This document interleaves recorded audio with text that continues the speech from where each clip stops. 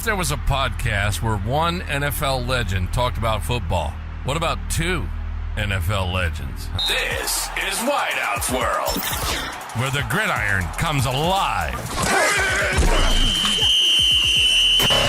NFL legends Irving Fryar and Michael Timpson, breaking down the game from the ultimate insider perspective. Game recaps, upcoming previews, and exclusive analysis straight from the minds of those who've been in the trenches. Wideout's World. Let's do it. Are you ready for some football? We're ready for some football, baby. We're ready for some football, baby. Monday. Da da da da da da. You too young for that song, or you too old? No. You know that song? I know that song, but they don't sing it like that. Well, I put my own twist on it. That's pretty obvious. Yeah. Stay out the choir. Look, Right. no, make a joyful noise. Make a joyful noise. That's all. What's that good, wasn't man? joyful. What's good? What's going on, everybody? This is man. WOW Wow Wide Out's World, and I'm Irving Fryar, one of the two hosts of this show, and this is my compadre over there next to me, Michael Timpson, right there. Yep, former teammate of mine. We're both former NFL wide receivers. We're here to talk to you today with a recap of Week 6 in the NFL from the wide receivers' perspective, and to give our predictions for this a couple of games like tonight, and I don't think we're doing anything about next week, but we're going to give you some predictions. Well, we don't as have an well. off week. We don't have an off week. What do you mean? Talking about? There's Well, I something said going on tonight, next- but on the list that you sent me, we got Yes, sir. recaps, and the only games we're talking about are the two games that haven't been played yet tonight. Mhm. The two Monday night games. Those are the ones we're talking about tonight, not next Yes, sir. necessarily next week. But Yes, sir. so good to be back, everybody. We got Billy Bell. He must have been sitting. Billy, you must have been sitting by your computer, sitting by your mobile device, waiting for us to come on. We're on. Thanks, brother, for being with us. We're Let me get the head count. Wow, over here. Okay, we got 5 folk that are waiting. Y'all come Ready on to in the hear room. your recap. My recap. Ready to hear the recap. So our first order of business tonight, according to our coordinator, that's Mike, our coordinator. He's our coordinator. Got to coordinate.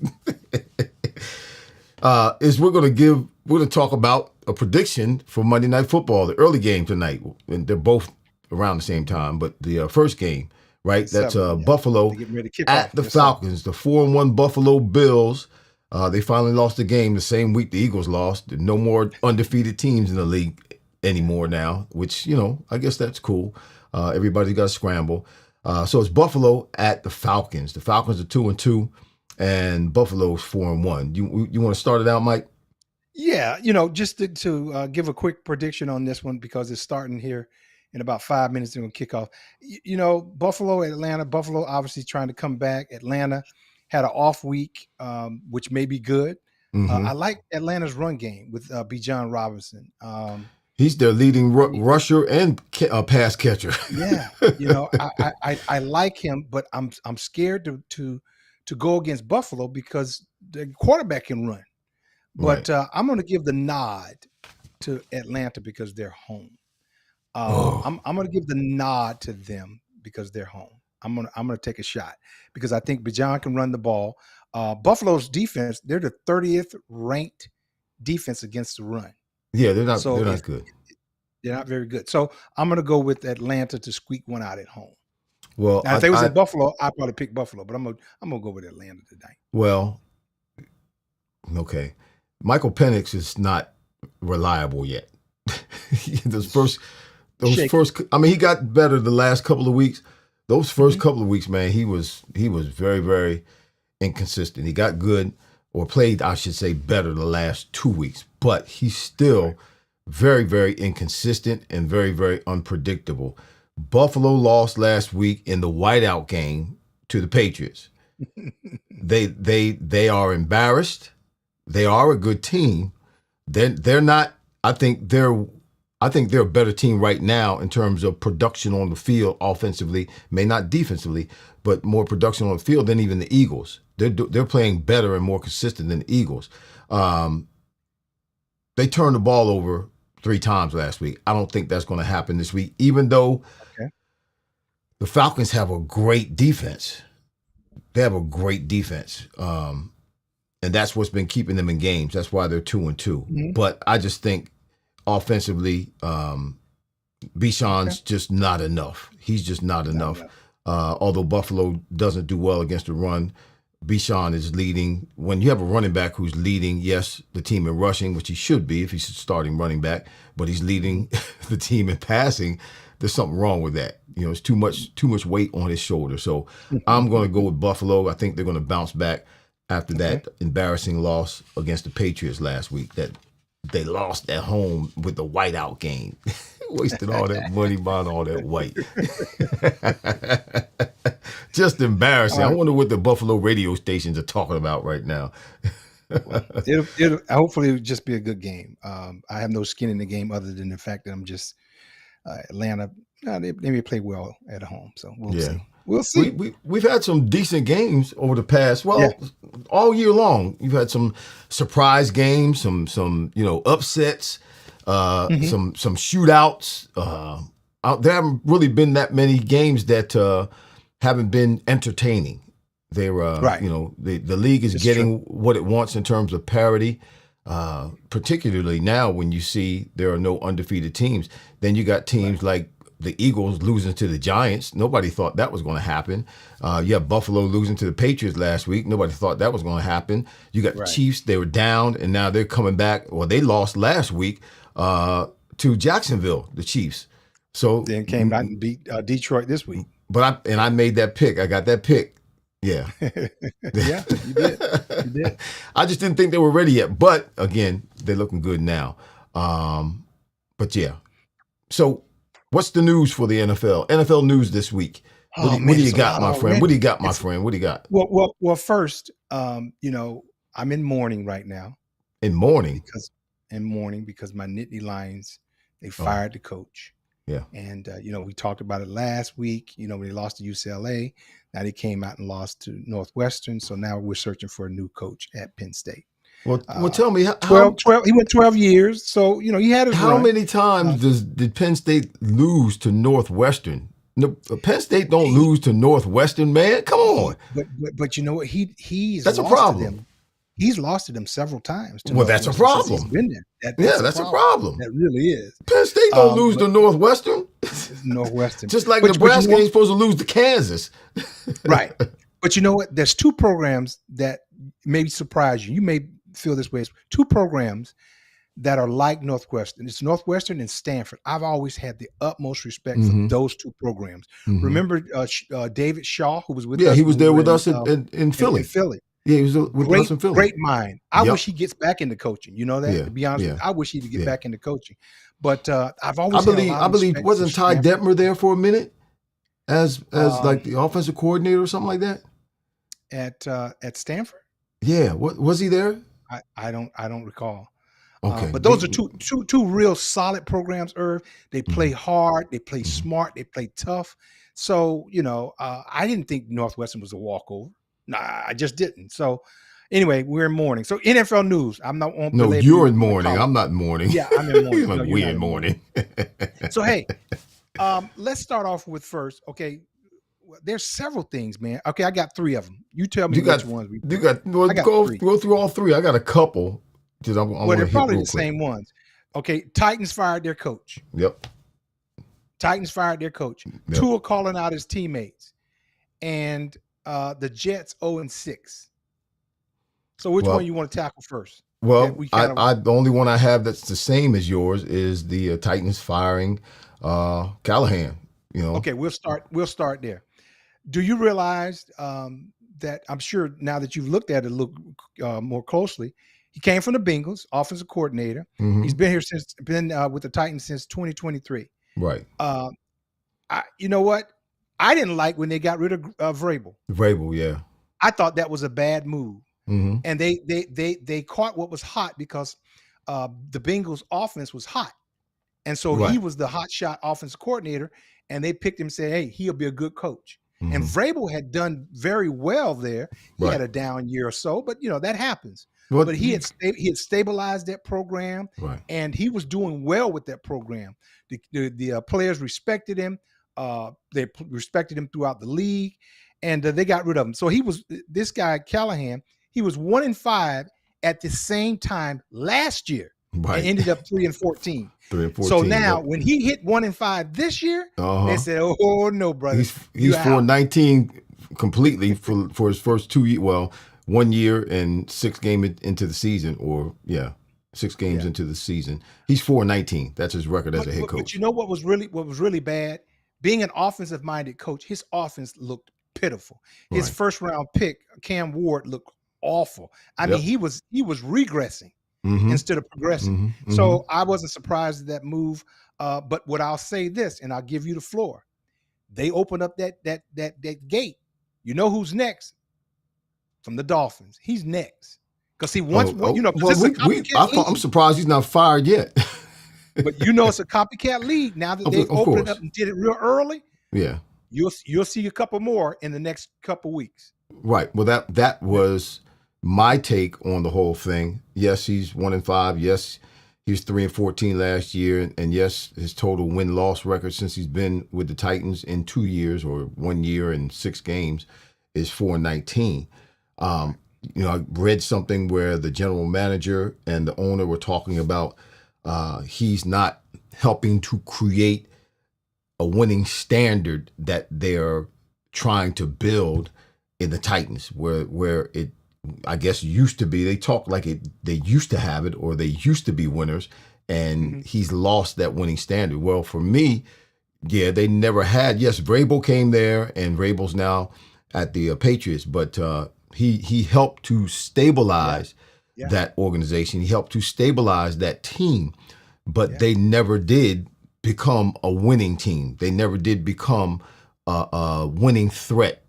Any given Sunday, any team can beat another team, but they were never a threat or never talked about going deep into the playoffs or even talked about possibly getting to the Super Bowl. So they never got to that standard. Yes, I understand they've regressed and they've gone backwards and they realized they got the wrong person hired as the head coach, and it's time. I admire them. I have hats off for them stopping the bleeding. Let's stop this now. Let's get somebody in here who we can believe is going to help turn this team around. Maybe not this season because it's tough. We've been through that where a coach gets fired during the season and you try to regroup, or coach gets, demoted during the season. We try to regroup. That's very, very tough to do. That's tough for those of you who are watching right now. This team, the Titans team, may get a boost in the arm and they win a game or two coming up, but it's going to be tough for them. Replacing a head coach mid-season, not even mid-season, beginning of the season, and trying to create some kind of momentum. The Titans host Patriots and Vrabel next week. This week coming, I should say. I thought it was weekend. interesting that they fired him just before Vrabel comes back. I guess it would have been really embarrassing. Well, they got a reason for losing now. They got an excuse for losing now. So if they lose, we don't have a head coach. We're okay.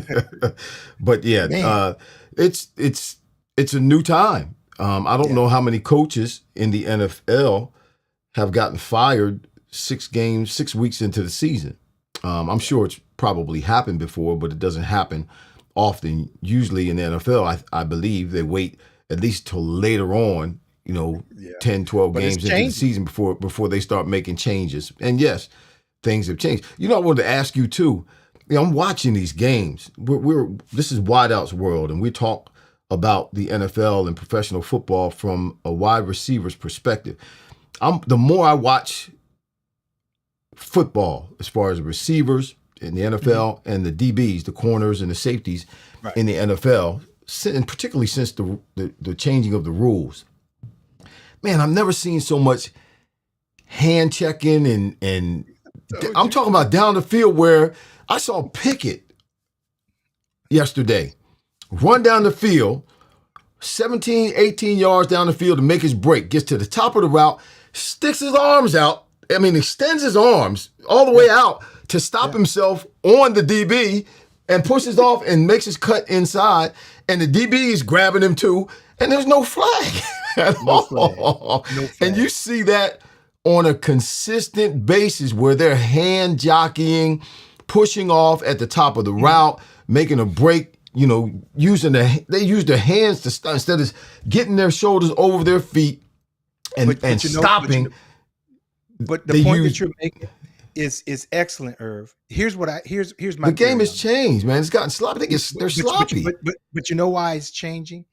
If you think about it from a viewership standpoint, they want the divas, which happens to be us. We carry the tag as wide receivers, the divas. Mm-hmm, mm-hmm. They want that excitement. And as well as I do, and that ball's in the air, that's it. That's excitement.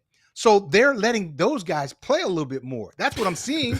Guys, like you're talking about, pushing off down the field, contact down the field. They're not calling it. They're letting them play.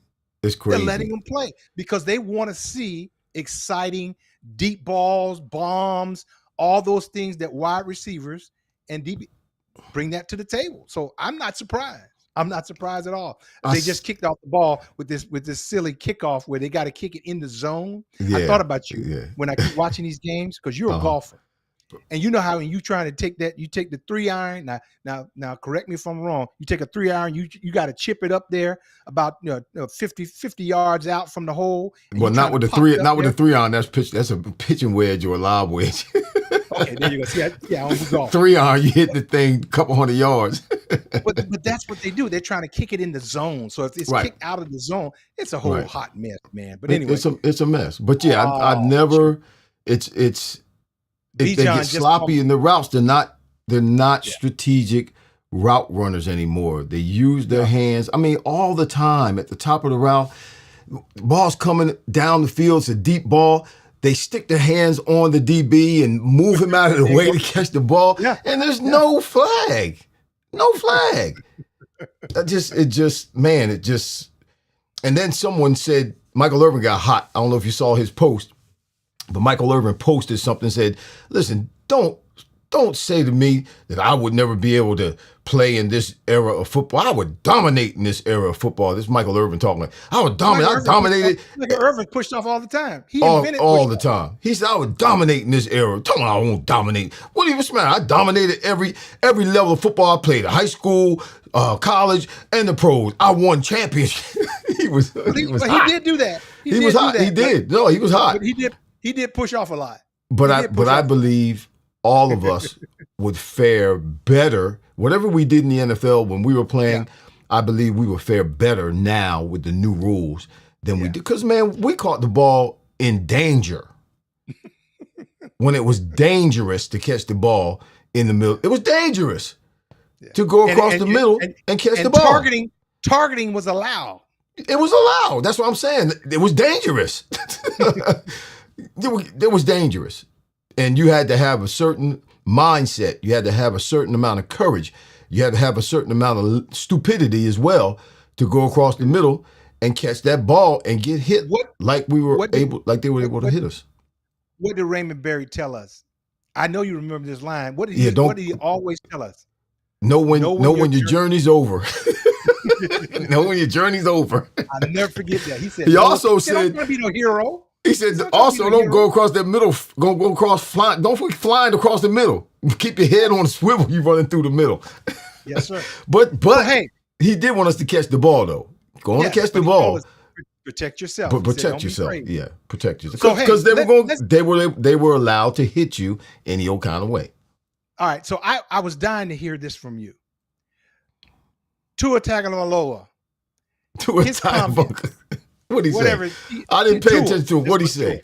He said something. Tua had the press conference after the game, and they say, obviously, what's the problem? What's wrong with him? He says, well, we got guys coming to meetings late or not coming at all. So he called him out and he said, we need to fix that.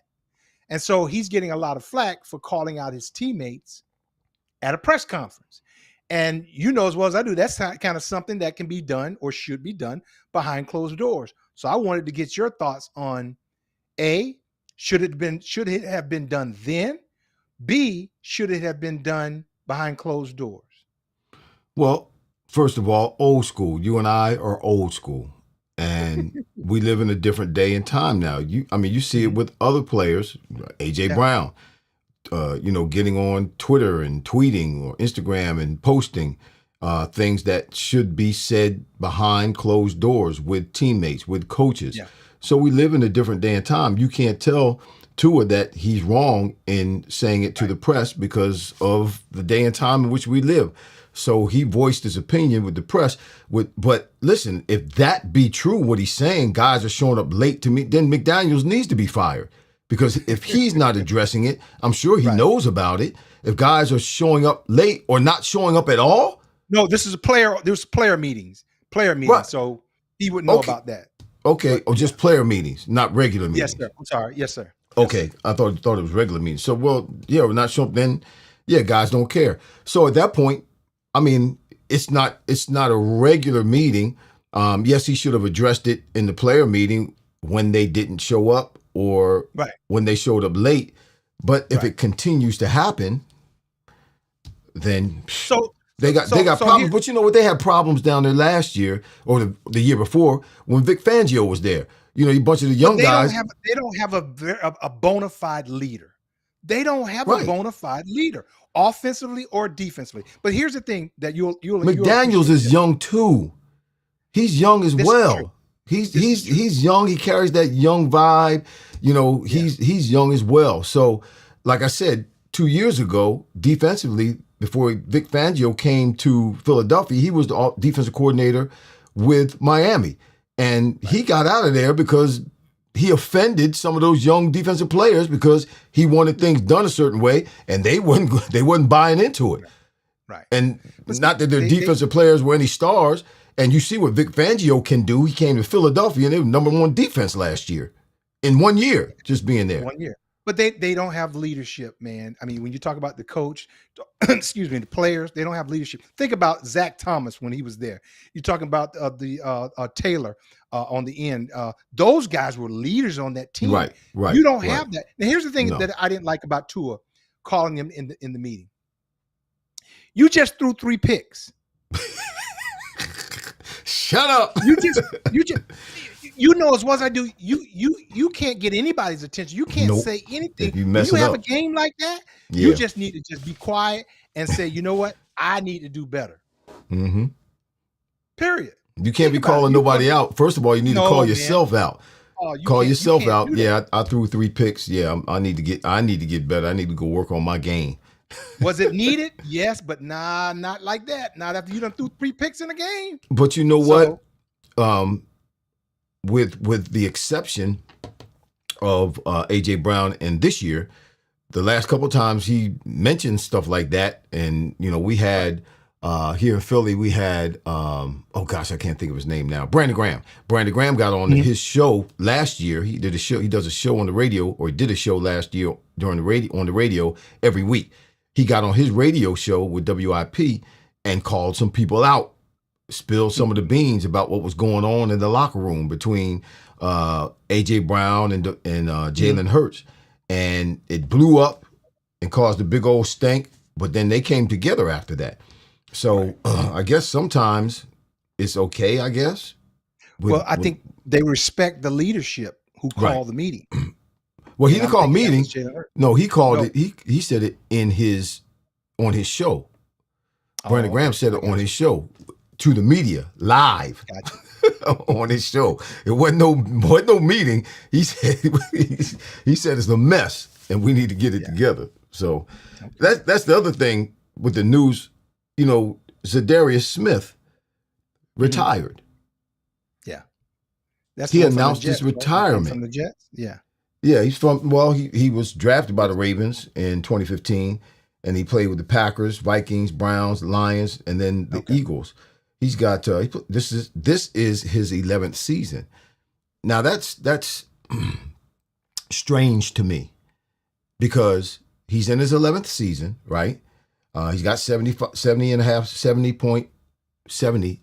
sacks, 176 QB hits in his 10 years and 6 games. Mm-hmm. They're not playing him a whole lot. They're rotating him.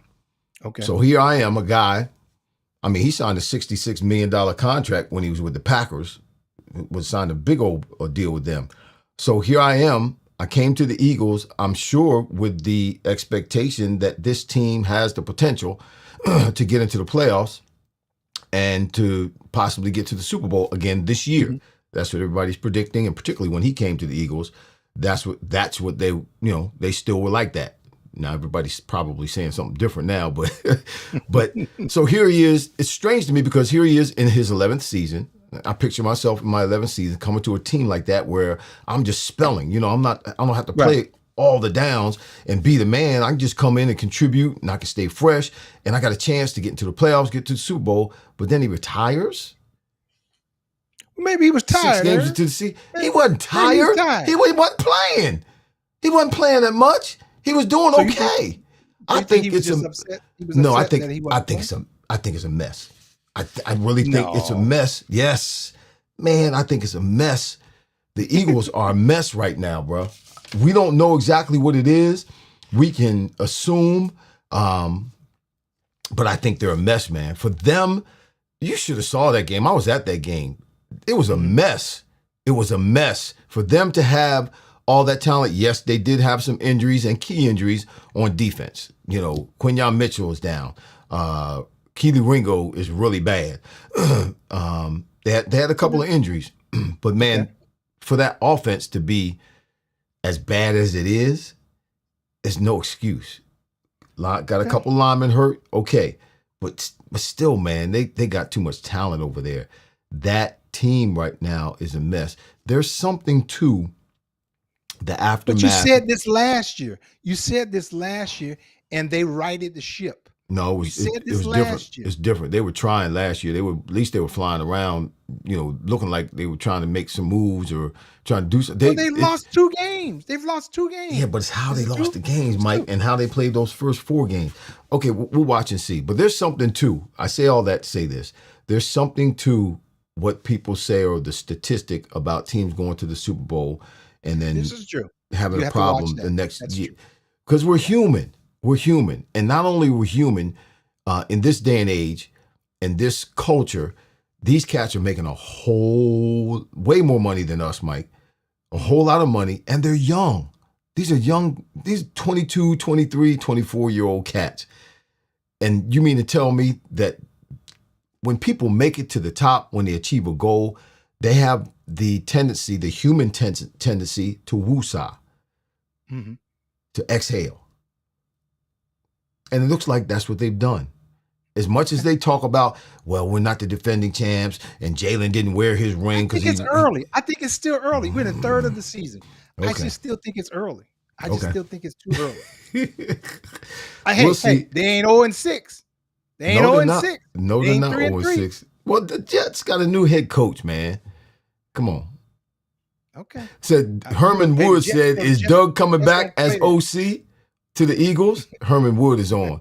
You know what? I thought that came to my mind today. I actually thought about that today. That would be a great idea. I think it would be great for the Eagles to hire Doug Peterson as the offensive coordinator. I think he could do. It is the problem. That's not the problem. It's part of the problem. You think the OC is the problem? Patullo, yes, he's part of the problem. He's not the only problem, but he's a part of the problem. What's the old saying? Players play, coaches coach. I understand that. He ain't running the plays, bro. But listen, he ain't missing long throws. He puts the plays in though. He creates the plays, route combinations. All they're doing is mirror routes most of the time. I think overreacting. Okay, all right, we'll see. My mom said the Eagles need prayer and some hands laid on them. Mama said Eagles need prayer and some hands laid on them. I think it's overreaction. Bert Boykin, what's going on? Better find some corners. Well, that's true. We talked about that like first or second week. We talked about the secondary for the Eagles was crap. So yeah, they struggle. They need something. They struggle. All right, we're going to talk about our top three receivers of the week. Yeah, we gotta get to moving a little bit. But our top 3 receivers of the week. You know what? There really wasn't anybody who did anything real outstanding this week. Nobody really just stood out among the receivers. So it was hard to try to find. So no, you had some good ones. You had some. They were okay. Yeah. Okay. They were okay. Who's your top 3? All right, here's my top 3. My number 3 pick, wide receiver from the Chargers, Lad McConkey. Here's why I like him. He reminds me a lot of Cooper Kupp. Mm-hmm. Nothing outstanding, nothing crazy. From Georgia, little guy. But man, he runs decent routes. He gets open. He catches the ball. He made a third down play that kept the drive alive for them and got them in field goal range to beat Miami. He ended up with 7 catches for 100 yards and 1 touchdown, 42 yards. 242 was as long as Lad McConkey. I'm telling you, he moves the sticks, man. He's a lot like Cooper Kupp, and I like him. So he's my number 3. My number 2, I keep saying this guy's name just about week in and week out. And that's saying something that he's putting up some numbers. Jackson Smith in Jigba. That's my dude too. Seattle. Yep.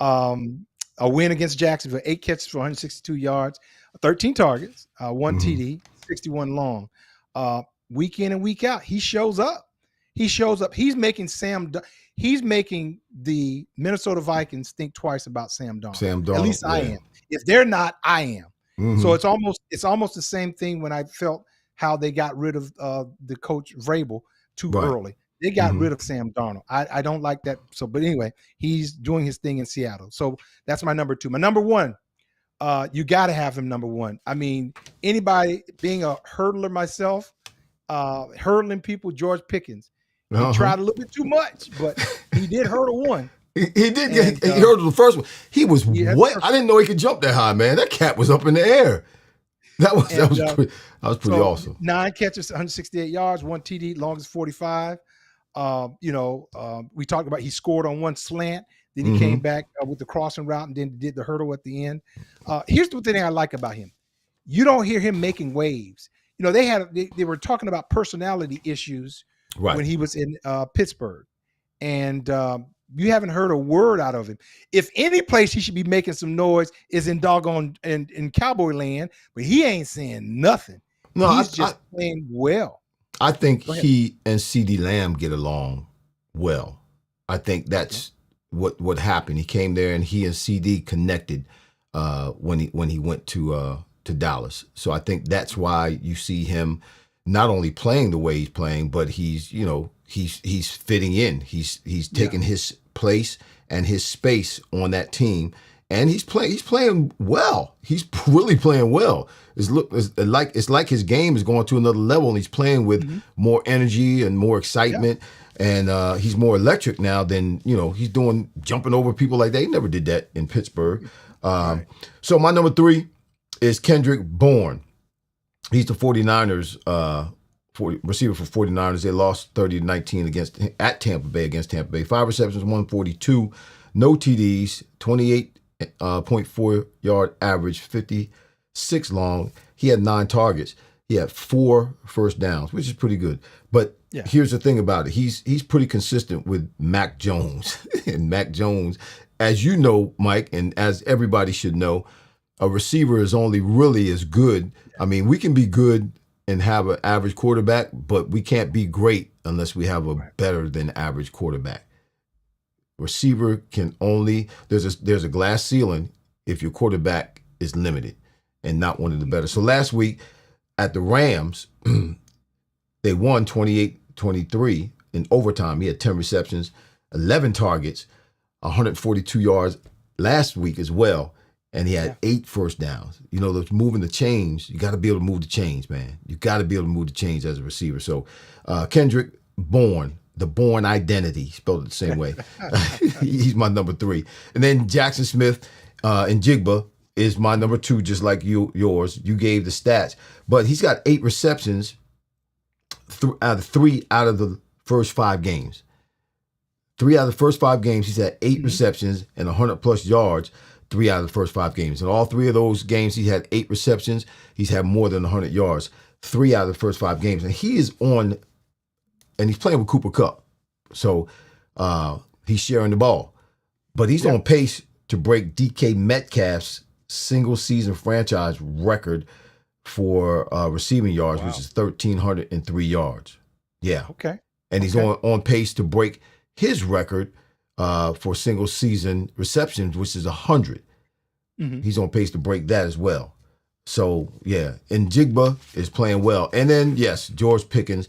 And what I really liked about him, yes, great athletic move, catch the ball, and, I mean, he just literally jumped over. I mean, the dude didn't duck. He just jumped over him. He was way up in the air.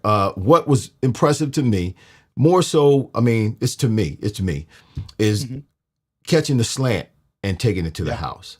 There's something, to me, there's something special about a guy who can catch a slant.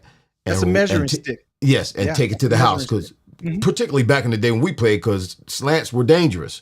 You got a bunch of folk in there. When you're running inside, linebackers, safeties, any one of them can take your head off. And you can catch that slant, get your feet on the ground, turn up the field, and bite down on your mouthpiece. Bite down on your mouthpiece and score. That's impressive. More so than the long ball down the sidelines. Catch that ball in the middle field and snap it and get upfield and score. Yeah. And that's the thing that makes me believe he's really, really happy in Dallas, that he's really in a good place. He and CeeDee Lamb have really connected. I don't think it's Dak Prescott that he connected with. I think it's CD. Because when you saw him do, when you saw him make some of his catches, you saw him doing what he was doing on the field, they would flash to the sidelines and you see CeeDee Lamb over there jumping around and being excited. So that interesting when he comes back, how they'll pair up and down the stretch. It'll be interesting to watch. Dak will get him the ball. It's one thing that people, we're always hard on the Dallas Cowboys, and we always have something negative to say about the Cowboys because they're the Cowboys and they talk a bunch of junk. But listen, Dak can throw that ball, man.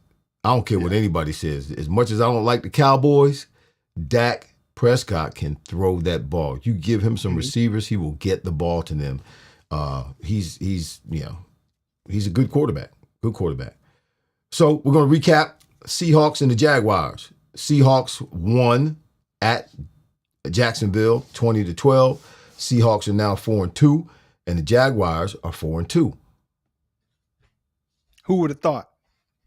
Did you think that they would have these kind of records at the beginning of the year? They were afterthought. No, but that's the parity that the league is looking for, in this whole process, changing things around. And, that's what it's supposed to be. When a team has a bad record at the end of the season, they get the higher draft picks. That's what it's supposed to be for, to help level things out.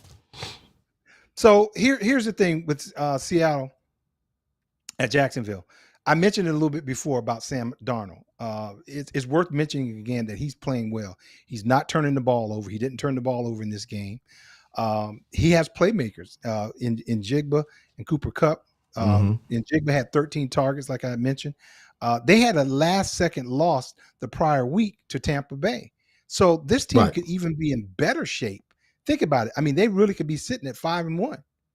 A last-second loss. Jacksonville, I picked them wrong the prior week, but now the whole week they were just reading their press clippings because they came out and they was like trash this week. I mean, I'm like, what? 10 penalties. Trevor Lawrence, he was sacked 7 times. 7 times. They start dropping balls. They missed field goal. They missed the PAT. Travis Hunter lining up off sides, whatever, because you go up there and you can check with the ref. Hey, ref, I'm on. You're supposed to. He must have been in defensive back mode. And, that nut that took away a 61-yard TD pass. Yeah. I'm saying, like, what are y'all doing? Now, to his credit, he was in the zone. He got baptized. I'm sure he got Lord baptized have mercy. before the game. God does Lord things have mercy, he did. God does things decently and in order. You still know what's going on. He got baptized. Right now, he was in the zone. Yeah, okay. He was in the holy zone. So that's all good. So that's confusion. That's not God. So here's the thing with Jacksonville, and I said this last week. I don't know whether or not they can handle success. And remember, I said, well, Monday night, I don't know if they can handle the big lights. They did for that game. But then you saw the real Jacksonville team this week. Right. So I just don't know, are they cut out for success just yet? They're on the right path, but I just don't know if they can sustain and handle success right now. So that's my take on that game. The majority of the penalties, the 10 penalties, were on the offense. Mm-hmm. They had 2 on special teams that nullified two good runs on special teams. But all the other 8 penalties were on offense. So as you're saying, they're in the spotlight. The spotlight is hot. Can they handle it? Well, penalties speak of one or two things. They speak of the fact that you're not disciplined or the coach is not coaching well. He's allowing. I love that saying. Or I love they say either it's being coached or it's being allowed. You're allowing it to happen. Right. So I don't know. And offensively, when you have a lot of penalties like that, that causes you to play behind the sticks, behind the first down markers. It puts you behind, and you got to have these long gains, and it's 3rd and 15 and 2nd and 20, and you're playing behind the sticks like that. And then you have penalties in the kicking game. That's field position. That's real estate. That's you can't get that back. Yeah. That's almost like a turnover. And field position is very important in football. The shorter the field, the more likely you're going to score. And then you got kickers these days that kicking, you can be at the 50 and they're making it. At the 50, got them different kind of balls, so they score more points. It's crazy. But even when the 4-1 start, the Jaguars. Yeah. They had too many penalties. There were still a bunch of penalties. They were still having penalties. That was their. Now they go to London. They go to London. They're going to be prime time on Sunday. They're going to London and play. Who are they playing in London? Oh, gee. I'll tell you in a second. Oh, tell me in a second. I'll tell you in a second. My second. Seahawks held the Jags, and the Seahawks held the Jaguars to the longest run was 8 yards in that game. The longest run, it was 1 8-yard run. That was the longest run. And they became one-dimensional. And the Jaguars are not good enough if the running game is not – Trevor Lawrence is not good when it's only one-dimensional. If he has to throw the ball to win. Now, I was watching some of the game. I didn't realize he was such an athlete. He was so, agile and fast. But, that one play he made, getting up off the ground, tripping and getting up off the ground and scoring, that was pretty impressive. They play the Rams, They play the Rams. Oh, they about to get rammed. They about to get rammed. So let's move to the 49ers and the Bucks. We only got 15 minutes. 49ers lost to the Bucks in Tampa, 30-19. The Bucks are now 5-1. The 49ers are now 4-2. They're talking about Baker Mayfield in the MVP conversations. I mean, I know it's early, but they throwing him in there, Doc. He dropped 30 points on the 49ers, and he didn't have Mike Evans. He didn't have Chris Godwin and Jalen McMillan. He didn't have Jalen McMillan, and he lost Mbuka in the second half. Right. But it didn't matter because with the backup receivers, he dropped 30. In the third quarter, let me just give you the commentary. The third quarter, 1-point game, 3rd and 14. He ducks a sack, scrambled out of the pocket, juked the defender, and broke through 2 other tackle attempts to stretch for the first down. That was crazy. Yes, 2 plays later, he pump faked the safety and unleashed a bomb to rookie Tez Johnson. And he dove. I mean, great catch. Great catch. And I believe that's Baker Mayfield, imposing his will and making causing his teammates to play better. That rookie dove. That was a great catch. Yeah. Great catch. And he did it with the backup receivers. Baker, he's impressing me, man. I'm impressed. I'm totally impressed. Now, don't get me wrong. The 49ers had some injuries. Fred Warner went down in the first quarter. They didn't have Nick Bosa. They didn't have Brock Purdy. Rick Pearsall, wide receiver, didn't have him. But and then even Mac Jones was playing with some injury issues, but he got sacked 6 times. Good God Almighty. Todd Bowles. He didn't blitz a whole lot like he normally does, but when he did, it was effective. So yeah. The Bucks are tough, man. They're gonna be tough. They are. San Francisco came into Tampa. I mean, they got too many injuries, man. There's a lot of injuries, yeah. I mean, they got Bosa's out, Kittle. Yep. Ayuk. You haven't seen Ayuk for like a year, it seems. Yeah, I know. He need to retire. Pearsall. And then you got a backup quarterback you've had for the last 3-4 games. Mac Jones. Mac Jones, he's not good. I mean, just for you to even be competitive, my hat's off to you, just keeping it together. Right. And Tampa, on the other hand, now, you talked about him missing Evans and Godwin. But here's the difference. They're playing with their starting quarterback. San Francisco is missing all those players, and they're playing with the backup. I think that just makes a difference. Of course. We just talked about quarterbacks. Yeah, of course. So here's the other thing, too. Baker Mayfield is playing lights out. I'll tell you, I'm going to make this prediction right now, Irv. That run that you described, he won the MVP on that run. You know, when I was writing that down, I'm like, these are the kinds of things or plays that people look at and use to make their decision as to whether or not he's the MVP or not. Yeah. If it's close. Plays like that, yeah. Plays like that. It's going to go over the top. I mean. And then right after that, 2 plays later, he threw that bomb. So that's a sequence of an MVP. Yeah. And he's been doing it week in and week out. Yep. You know, last second touchdowns and all that kind of stuff. They've been doing last second touchdowns 4 out of the first 5 games. They were behind with a minute to go in the game. There you go, brother. And they won. And who's pulling the trigger? Him. He is. Yeah. And how many teams he was with? He started out with the Browns, then he went to LA, Carolina. First round draft choice, man. First player taken in the draft. First player taken in the draft. And you know what? And you know what inspired him, I'm sure? When doggone Brady went there and won a doggone Super Bowl. He said, well, that might be something good here. And went right there, and he's just balling. So and you know too, Mike, sometimes it's sometimes it's a matter of time. It takes change the atmosphere. Particularly a quarterback. The quarterback is like the hardest position to play in professional sports. He's got to know like a lot of stuff. Yeah. He's got to know, the calls. He's got to know what the line does. He's got to know what the receiver formation is. He's got to know what the back's supposed to do. He's got to read defenses. He's got to read defenses pre-snap. He's got to read defenses. He has a different coordinator. He has a different coordinator. And that's what makes it so spectacular. And that's what I'm saying. Yeah. It's taking him time to get to the point to where he's able to recognize, and then not just recognize, but allow his because he's athletic, man. He's an athlete. Yeah. Allow his athletic ability to take over when necessary to make a play in the game.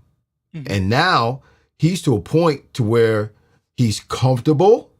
Yeah. And things have slowed down for him. And not only have things slowed down and he's comfortable, but guess what? He's confident. He is confident because he's making plays, man. And that cat is dangerous. He's dangerous. But the point that I was making about the OC, you will see a drop off. Right. Yeah. You don't see a drop off with him. Right. Because his OC from last year is in Jacksonville. Right. Yeah. But you don't see a drop off with this guy. Yeah. I mean, no, he's impressive. What he's doing, what he's done the last couple of years is very impressive. Yeah. So the Lions at the Chiefs. Lions lost. Chiefs won 30-17. The Lions are now 4-2. The Chiefs are 3-3. So after that embarrassing loss to the Jaguars, and I had said this, that Mahomes was playing the week before and looked like Mahomes again, and you predicted them to continue to do that. I said no, because I believe the Jaguars were excited at that point, and it was hot for them right then, and they went into that game and played well and beat the Chiefs. But after that, now they come back, bounce back. Now Mahomes does look like the Mahomes again. His stats were 257 for 3 touchdowns, and he rushed for a touchdown as well. 5 scoring drives in 7 possessions. The Chiefs only punted 1 time. 1 time. One time. Mahomes took what the Lions he was Mahomes. He took what the Lions defense was giving him. And he was dinking and dunking. All three scores were 9 yards or less. The three passes that he only passed for 164 yards, 17 to 21 for 164 yards. And that's Patrick Mahomes.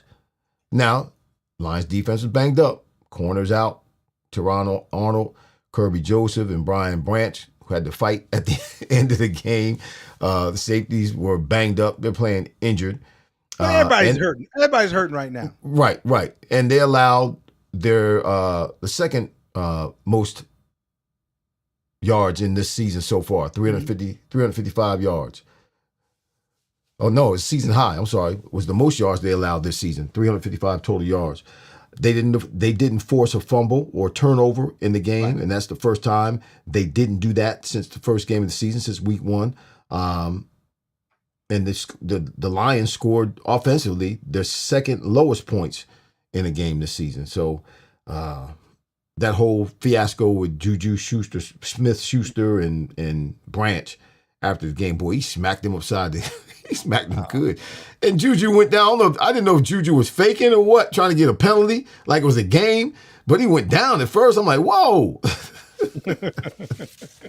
He ain't hit him that hard for you to be down like that. As hard as you get hit. I know. In a game. So here's the thing about KC. I think we said this at the beginning of the year. You know, when the dust settles, they're going to be there, man. They're going to be competing. They're going to be competing because they got 15 and they got Reed. And, you know, how can you go wrong? So here's the thing. Remember how you started off when we started the show and you started singing? Here's my song. Yep. It's beginning to look a lot like Christmas. Christmas? With Kansas City, they're starting to look like the Kansas City that we kind of predicted and expect. Well, we said that last week when they were playing Jacksonville. The week before, they played well, and Mahomes, and I said it, Mahomes looked like Mahomes again. But he didn't. He looked at the beginning of the game with the Jaguars. They went down they were down and scored twice. They were up 14-0, and they looked. I'm gonna chalk that off to be an anomaly. That you just had that game. It's an anomaly. Yeah, it's out of their system. But here's the thing. You know that they're capable. Rashid Rice is coming back next week. Right. They got Worthy. They got Brown. They ran a reverse touchdown with Brown. Kelsey's backup tight end can make some plays. His name's Gray. Yeah. Here's the thing that I would hope that they will do more. They need to run Kareem Hunt. He's a good 1-2 punch, a lot like Detroit's 1-2 punch. Right. In their backfield. They need to get him involved more, man, because both of those guys run hard and they're effective and they're thumpers. Maybe you should call Andy Reid. Maybe you should call Andy Reid. But I think if they get that thing cranked up, Irv, I really think that they're going to be unbeatable. But here's the thing. Here's the test. Their next 5 weeks. Here's their games. The Raiders. We'll take that one as, you know, let's get where are they playing the Raiders? I don't know off the top of my head. Okay. But the Raiders, well, they were just Commanders, Bills, Broncos, and Colts. So we're gonna know if they're for real or not. Oh yeah. The Raiders, the Bills, the Broncos. I'm not thinking about the Raiders as much. Commanders, Bills, Broncos, and the Colts. Yeah. In the next 5 weeks. We'll find out. We'll find out. And the thing about Detroit, I just don't know. Detroit, stop teasing us, man. If you're gonna be that way, be that way. I mean, he has a great tight end. I like Laporta. Williams, but they got injuries like they did last year. They had a lot of injuries as the season went on. I think everybody got injuries. But they lost their whole defense at one point. But that's not the case this year. No, it's not. But last year they lost. Every defensive player had been down at some point, and they got two of their starting safeties are playing hurt, and obviously, we play hurt. We do that. And they got one of the corners down. We just talked. If you're not going to be effective, get out the game. We just talked about Baker Mayfield not having his whole arsenal. So I mean, it goes without saying. But I just hope that they would fight not after the game, fight during the game. Which their coach even alluded to, that they didn't put up a fight like they normally do. They just got hit. and they didn't really respond. Well, So Branch, they're Branch is going to get fined. he's suspended. He's suspended. Yeah, because he's been fined like 3 other times already this season. He's already had 3 other violations for whatever he did. Yeah. So he got another fine. They suspended him. They should suspend him because that was a punk move, and that was uncalled for. That was uncalled for. But you know what got him going? When Holmes, and everybody forgot, He when said he got blocked Holmes, in the back. when Holmes scored the touchdown. No, this is about Holmes. When Mahomes, when Mahomes went to shake his hand, he didn't shake his hand. Right. But remember when Mahomes scored the touchdown, Mahomes flexed on him like this. Yeah. That's what he does that all the time. He does that all the time, though. But I'm just saying, the guy Branch didn't like that. So that's why when Mahomes, so what? Make a play. I'm not agreeing with it. I'm just saying he had an axe to grind with everybody. He was just hot. Lord have mercy. So well, that's why you got them other penalties and other fines, because apparently he don't like anybody performing at their best and doing their job. That's what an offensive player is supposed to do. Yeah. So it happens. So we got one game. I don't know if it's going to start here in a few minutes. Monday Night Football, the second game. The Bears. Well, this was up. Atlanta's up 14-7 over Buffalo. The first quarter's just wrong with them. What's wrong with them? Come on, Buffalo. Where's Richard Melton when you need him? Where's Richard Melton at? You know what the first touchdown was? It was a run from Atlanta, about 25 yards out. It was a 25-yard run. Where's Richard Melton at when he's not even on tonight? He's watching. He's probably at a bar. He's probably at a bar right now. Watching the game. Looking at his Buffalo Bills. So we got the Bears at the Commanders tonight. The Bears are 2-2. The Commanders are 3-2. This is an easy one. This is easy for you? It was hard for me, but go ahead. What you got? Well, that's because you play for the Bears. You got, you have an affinity for them. You have a soft spot in your heart. No, I don't. No, I do not. First of all, Bears are coming off a bye week. Okay. So they're a little rested. It's I never like bye weeks. I prefer just keep playing. Jaden Daniels last week threw for 231 yards, 1 TD, 100 quarterback rating against the Chargers. And the Chargers have a good defense. That was his first week back. They have a good defense. They have a solid defense. That was his first week back after a couple weeks down from injury. So the Chicago Bears are 28th in points per game allowed. It's 29.3 points. They're 27th in yards per game allowed. They're 23rd in the red zone. Oh, they're at the bottom, aren't they? They're at the bottom. They're at the bottom. The Commanders dropped 27 points against the Chargers, and the Chargers defense is it's a good defense. It's stated one of the better defenses in the league. This is the Commanders all day long because they're at the Commanders as well. Yeah. Well, I guess what I meant, it was easy in a sense that to pick a winner. Right. But you know why I'm excited about Caleb Williams? I like to see him progress. I just think he has great talent for a quarterback. He reminds me of a young Mahomes, the way he throws the ball, how he torts and all that kind of stuff to throw the ball. He seems like he's a magician in the backfield. I'm looking forward to seeing him play. They need to get him a rabbit so he can make it disappear. I don't think he ain't got nothing to play with. I don't think that they can win against Washington. I mean, he has all the tools. He had Dume on the outside. He has DJ Moore. He has some weapons. He's got a couple of weapons. Yes, he has some weapons. I mean, the run game needs to get started to help him out. Right. But I'm interested to see these two young quarterbacks go at it. Remember, the last one was that Hail Mary or Fail Mary. Right. Was the last time that Caleb he's fun to watch. To me, he's fun to watch because like all the other quarterbacks like him, Jaden Daniels, Jalen Hurts not so much anymore, but the quarterbacks who are mobile like that, these young cats that are coming into the league, they are very, very entertaining. They are very fun to watch. And I'm impressed, like with Jaden Daniels and Caleb Williams, I'm impressed with how well they throw the ball. Yeah. They can put the ball, for the most part, they can put the ball in tight spots. They can anticipate a receiver's break and throw the ball to a spot where they know he's supposed to be. And when you can do that, you can make headway in this league in the NFL. You can go a long way when you can anticipate and throw the ball prior to a receiver making a break, knowing where he's going to be, throwing it in a hole. And man, that's a beautiful thing. It's a beautiful thing. Hey, I got one for you from a wideouts perspective. Are you surprised that McLaurin has not come back yet? Now he has a groin. Terry McLaurin? Terry McLaurin. Am I surprised?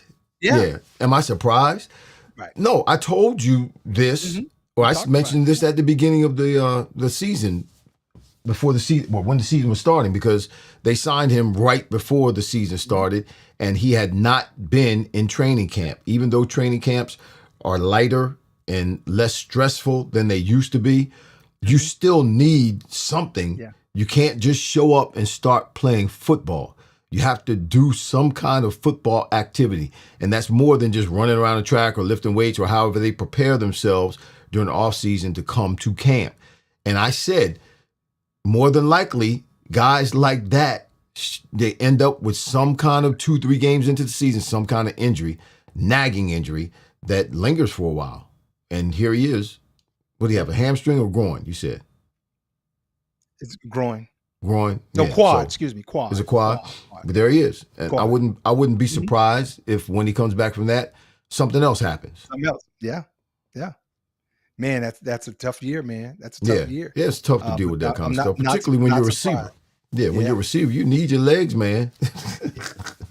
So hopefully he gets the full speed, because him and Deebo Samuels and the other young cat that they got, they can do some damage. So. Yeah, Debo's doing well. I'm happy for Deebo. Mm-hmm. He seems to be enjoying himself. He's having fun. He's getting the ball. He's scoring. He's getting yards. He's doing this thing. He's being an asset. He's been an asset for them since he's been there.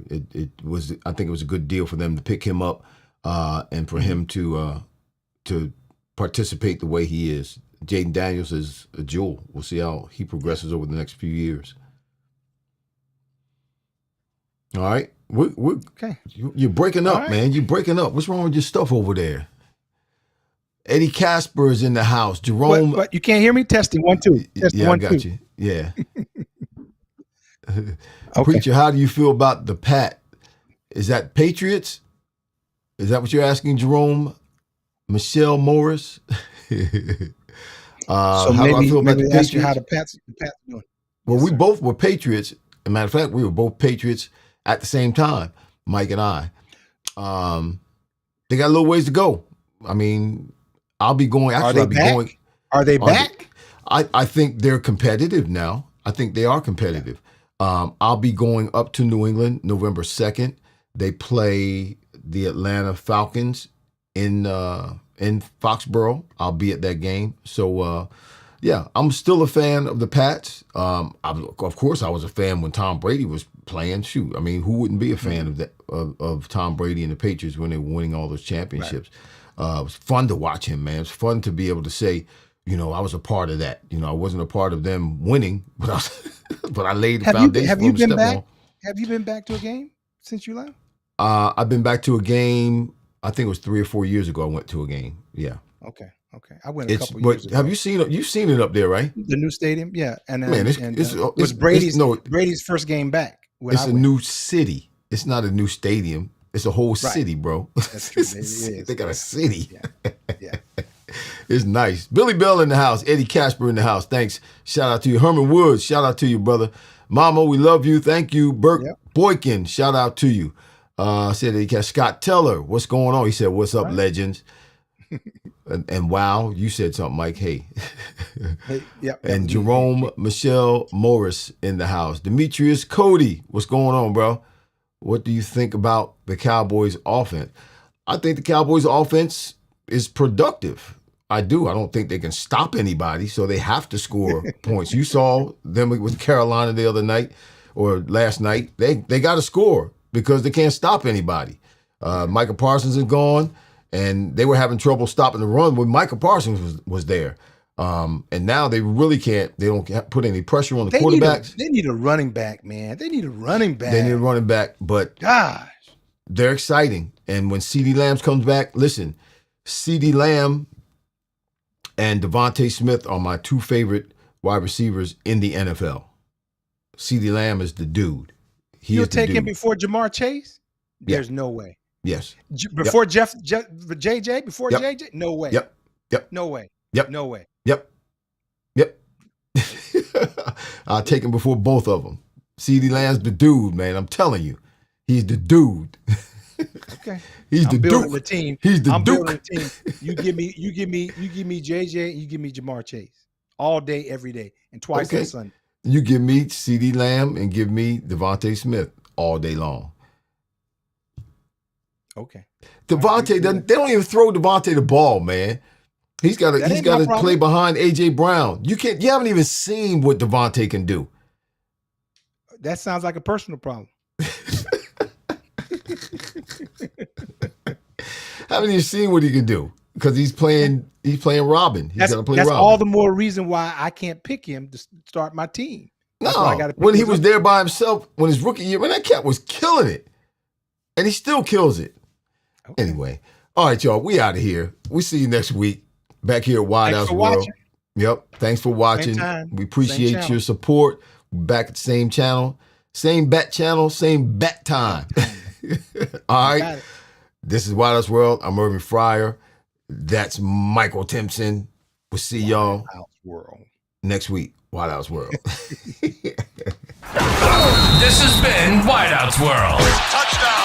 The legends, Irving Fryar and Michael Timpson. Are you freaking kidding me? If it's football talk you're looking for, I think we've got you covered. We hope you enjoyed the show. If you did, make sure to like, rate, and review. We'll be back soon. But in the meantime, find us on YouTube at Whiteout's World. See you next time. Let's go!